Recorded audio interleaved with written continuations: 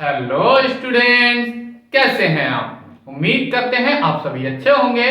तो आप सभी का स्वागत है हमारे साथ आपके अपने YouTube चैनल शुभ पाठशाला। हम उपस्थित हुए हैं कक्षा 6 के गणित को लेकर के, जिनमें कुछ स्टूडेंट्स ने हमसे क्वेश्चंस पूछे हैं।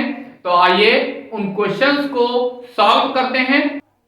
पहला क्वेश्चन है, करीम बाग लगाने के लिए बैंक से 15,000 रुपए का ऋण लेता है।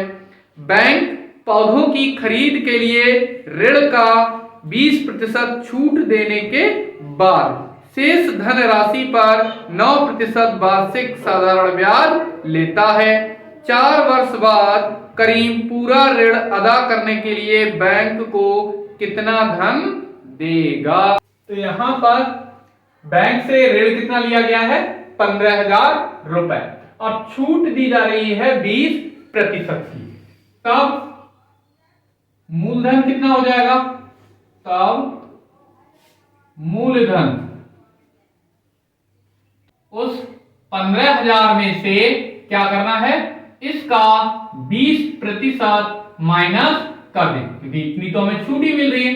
तो इसी रुपए पर क्या करना है, इसका 20% माइनस कर लेना है।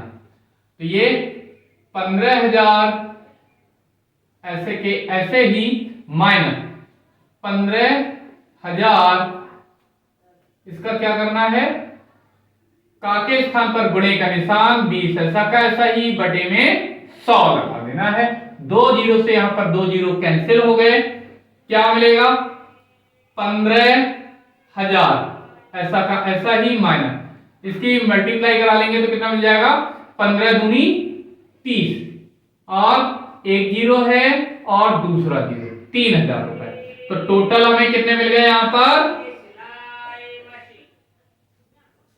कितने मिल गए, 12,000 रुपए। और ये हमारा क्या निकल आया, मूलधन।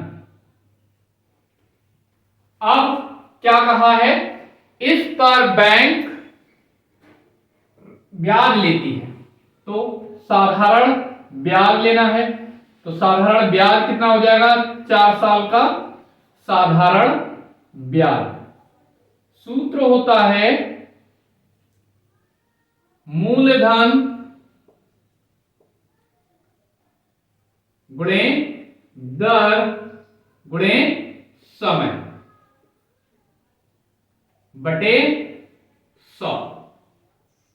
तो मूलधन कितना है, 12,000 गुणे 9%, और समय कितना है, 4 वर्ष बटे 100।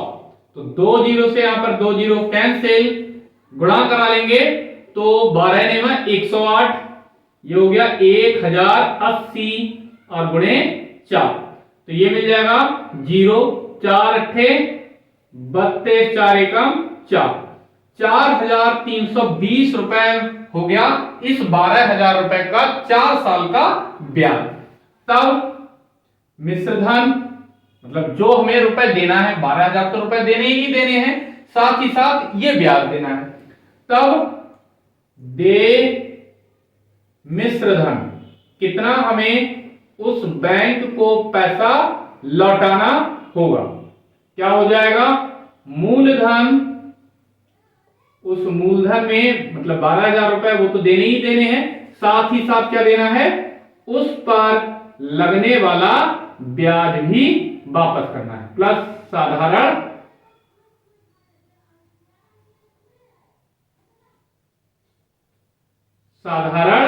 ब्याज।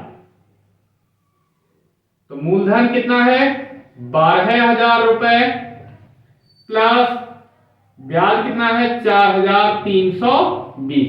इन दोनों को ऐड करेंगे, जोड़ लेंगे तो हमें मिल जाएगा 16,320 रुपए, और यही आंसर होगा। नेक्स्ट क्वेश्चन है, किस वार्षिक साधारण ब्याज की दर से 20 वर्षों में किसी धन का मिश्रधन 4 गुना हो जाएगा। तो इस क्वेश्चन में हमें समय दे रखा है 20 वर्ष और कहा है कि मिश्र धन कितना हो जाएगा, मूलधन का 4 गुना हो जाएगा, मतलब 4 से गुणा कर देनी है। और दर पूछी गई है कि किस दर से होगा। तो यहां पर हमें क्या पता होता है, साधारण ब्याज। साधारण ब्याज बराबर क्या होता है, मूलधन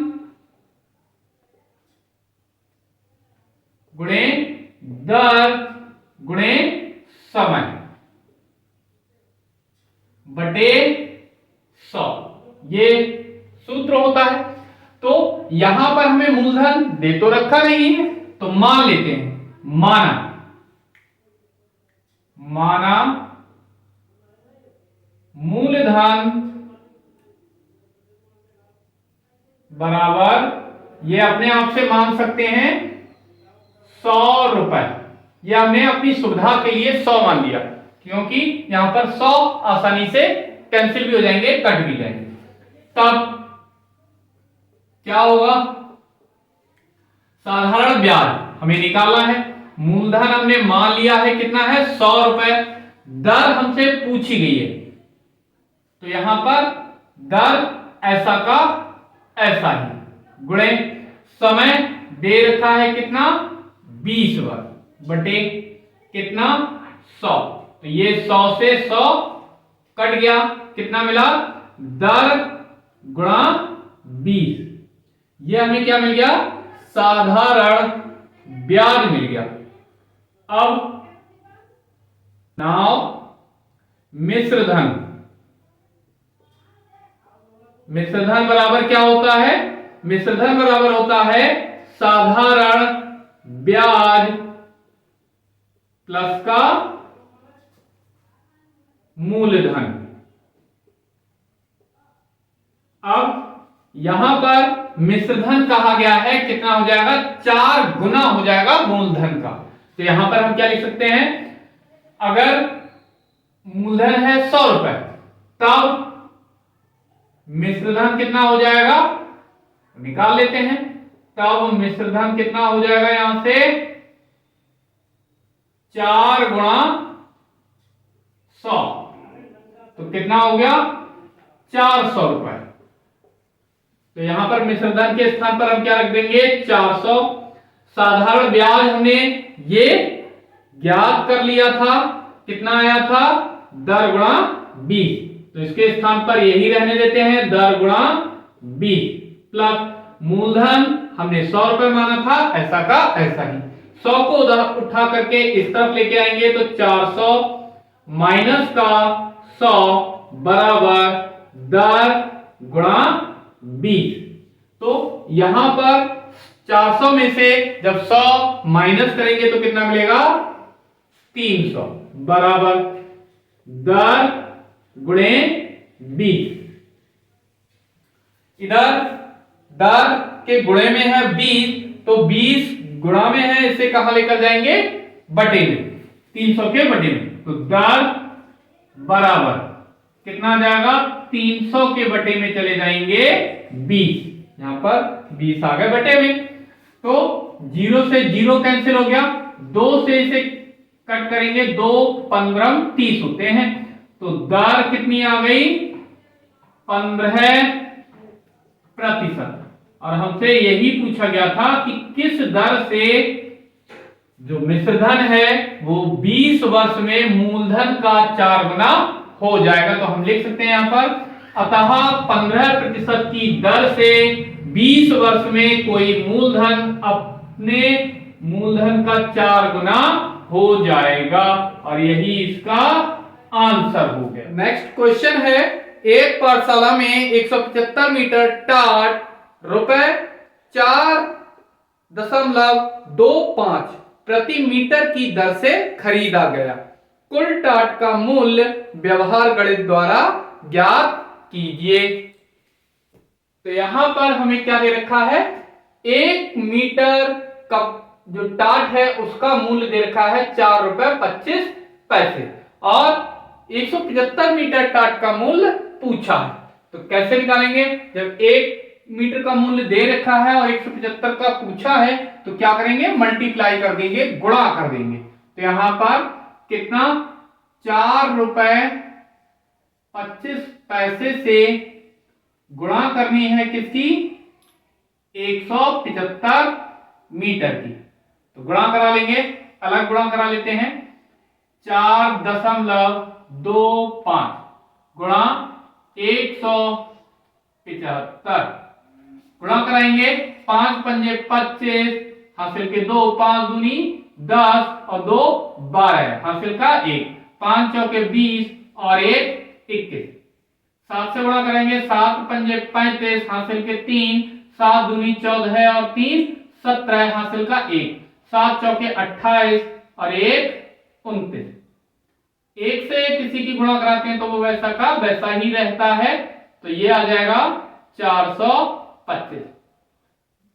ऐड करेंगे, इन्हें जोड़ देंगे, 5 2 5 7 7 और 1 8 5 13 हासिल का 1, 2 9 11 और 2 13 और हासिल का 1 कितने हो गए, 2 4 6 और 1 हासिल का 7। 2 अंकों के बाद दशमलव लग जाएगा और ये आ जाएगा 743.75, 743.75 रुपए, और यही इसका आंसर हो गया। नेक्स्ट क्वेश्चन है, एक बोरे आलू का भार 79.750 किलोग्राम, इसका मतलब है 79 किलोग्राम 750 ग्राम है। ऐसे ही 151 बोरे आलू का भार ज्ञात कीजिए। यहां पर हमें एक बोरे आलू का भार इतना दे रखा है और ऐसे ही 151 बोरे आलू का भार पूछा है, तो क्या करें, एक बोरे का भार इतना दे रखा है तो इसकी मल्टीप्लाई करा देनी है, गुणा करानी है किससे, 151 की। तो गुणा कराएंगे, हमें भार किसमें मिलेगा, किलोग्राम में। मल्टीप्लाई करा लेते हैं, 79.750 की किससे, 151 से कितना मिलेगा, ये 0 5 7 9 7, 1 से गुणा कराते हैं तो वो वैसा का वैसा ही। 5 0 0, 5 पंजे 25 हासिल 2, 5 सत्ते 35 और 2 37 हासिल 3, 5 नेम 45 और 3 48 हासिल 4, 5 सत्ते 35 और 4 हासिल के 39। इसी तरह से एक की दोबारा से मल्टीप्लाई होगी तो 0 5 7 9 और ये 7, इन्हें जोड़ लेंगे, 0 ये 5 7 5 12 है और ये 9 7 16 है, 16 5 21 और 1 हासिल का 22 हासिल लगे 2। यहाँ पर 8 7 15 7 22 हासिल के 2 कितने हो गए, 24 हासिल फिर से 2, 9 9 18 और 2 हासिल के 20, 20 का कितना आ जाएगा, यहाँ पर 0, फिर 3 7 10 और हासिल के 2 कितने हो गए, 12। कितने के बाद दशमलव लगाना है, 3 अंकों के बाद, 1 2 3, तो ये हो गया कितना, 12,042.250 किलोग्राम। इसका मतलब हो गया 12,042 किलोग्राम और 250 ग्राम। नेक्स्ट क्वेश्चन है, 95 किलोग्राम चीनी का मूल्य ₹16.25 प्रति किलोग्राम की दर से, इसका मतलब हो गया 16.25 प्रति किलोग्राम की दर से ज्ञात कीजिए। तो यहां पर हमें 95 किलोग्राम चीनी का मूल्य निकालना है, जबकि 1 किलोग्राम चीनी का मूल्य हमें यहां पर ₹16.25 दे रखा है। तो क्या करें, 1 किलोग्राम चीनी के मूल्य से 95 की गुणा करा दें, तो क्या मिल जाएगा, यहां पर ₹16.25, इतने रुपए की किससे मल्टीप्लाई करानी है, 95 से, तो हमें क्या मिल जाएगा, इस 95 किलोग्राम चीनी का मूल्य मिल जाएगा। तो गुणा करा लेते हैं, कैसे कराते हैं, 16.25 की किससे गुणा करानी है? 95 से कराते हैं। 5 पंजे 25 के 5 हाथ से लगे 2, 5 दूनी 10 और 2 हासिल के 12 हाथ से लगा 1, 5 छक्के 30 और 1 हासिल का 31 हाथ से लगे 3, 5 एकम 5 और 3 8। इसी तरह से 9 पंजे 45 हासिल के 4, 9 दूनी 18, 4 22 हासिल के 2, 9 छक 54 और 2 56 हासिल 5, 9 एकम 9 और 5 14 है। इनको जोड़ लेंगे, 2 5 7, 2 1 3, 8 6 14 है और इधर 15 है। कितना? 2 के बाद दशमलव, तो ये आ गया कितना? 1543 रुपए 75 पैसे। और यही आंसर। क्वेश्चन है, एक कार 1 लीटर पेट्रोल में 16.5 किलोमीटर का औसत देती है। इसका मतलब है कि कार 1 लीटर पेट्रोल में 16.50 किलोमीटर तक जाती है, मतलब इतना दूरी तय करती है। तो 15 लीटर पेट्रोल में वह कितनी दूर जा सकती है, यह हमें ज्ञात करना है। तो यहां पर 1 लीटर पेट्रोल में कार द्वारा तय की गई दूरी कितनी है? 16.5 किलोमीटर। और यहां पर 15 लीटर पेट्रोल में कितनी दूरी वो तय करेगी, ये हमें ज्ञात करके बताना है। तो क्या करें, इसकी मल्टीप्लाई कर दें 16.50 की गुणा कर दें किससे? इस 15 लीटर से, तो इतना किलोमीटर दूर जा सकेगी। तो इसकी मल्टीप्लाई कर लेते हैं 16.50 की किससे गुणा करानी है? 15 से। तो गुणा कराते हैं, 15 0 0, 15 पंजे 75 के 5 हाथ से लगे 7, 15 छक्के 90 और 7 97 हाथ से 9, 15 एकम 15 और 9 24, 2 के बाद दशमलव, 2 के बाद दशमलव आ गया। तो कुल कितनी दूरी तय कर सकेगी वो? 247.50 किलोमीटर, मतलब 247 किलोमीटर और आधा किलोमीटर और जाएगी, मतलब 500 मीटर।